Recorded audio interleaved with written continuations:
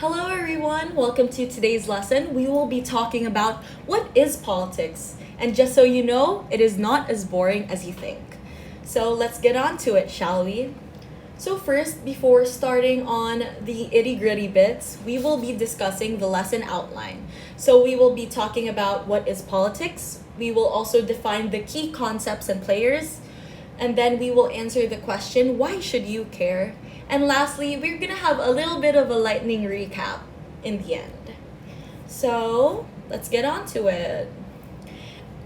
Ever been in a group trying to decide what pizza to order and it turns into a total nightmare? Someone wants pepperoni, another is vegan, someone else is just cheap, and one person is threatening to leave if you get pineapple? Well, as a matter of fact, you just experienced micropolitics. That argument over resources, preferences, and rules, that is what politics is, but on a giant societal scale. So, welcome everyone. Today we'll be breaking down the introduction to politics in just 5 minutes. So, first, let us define what is politics really. Before that, let's ditch the textbook definition. At its core, politics is simply the process of making decisions, and this may apply to a whole group of people. So, this can be in a smaller group, maybe as friends, but also maybe as a whole nation, for example. And lastly, it is really about who gets what, when, and how. So that's it. It's how we answer the big questions for our community, city, and country. So it is really helping us answer these questions like how should we pay for schools and hospitals? Or maybe, what rules keep us safe without taking away our freedom? Or maybe a question like, how do we protect the environment? Politics really helps us answer these questions since it is also a system, the game, if you will, for answering these questions without hopefully everyone fighting all the time. Next topic would be the key players and concepts. So, who are the key players of this game? So there are three main groups.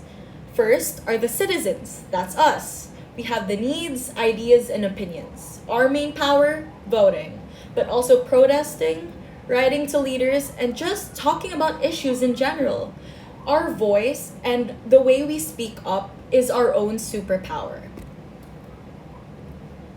Next are politicians and government. These are the people we ideally choose to make the big decisions on our behalf. They create laws, or the rules of the game, if you will, and manage things like taxes and services. Apart from this, the last key player would be institutions. This is the boring but important stuff, the structures that make it all work. Think of it as the parliament, Congress, courts, and even the constitutions. These are the rule books and playing fields of politics. They keep things stable even when the players change. Now, imagine a spectrum. On one end, left ideologies, the more radical, if you will, like socialism, generally favor more government involvement in society to promote equality. On the other end, right ideologies, which are the reactionary ones, are more or generally favor less government involvement, emphasizing individual liberty and tradition. So most people and parties fall somewhere in between. These ideologies form the basis of political parties, which are basically teams that try to get their players into government, putting their ideas into practice. Now, you might be asking, why should we care? Because that's neat, sure, but politics is really messy and also very confusing. But we need to know that because politics decides the quality of air you breathe, the cost of your education, the speed of your internet in your home, the safety of your food, and even the rights you have in school, work, and who you can even marry. So choosing to ignore politics is like ignoring the menu at the restaurant, for example. You're still gonna get served something. You just have no say on what it is. So being engaged is how you try to get a say in that menu.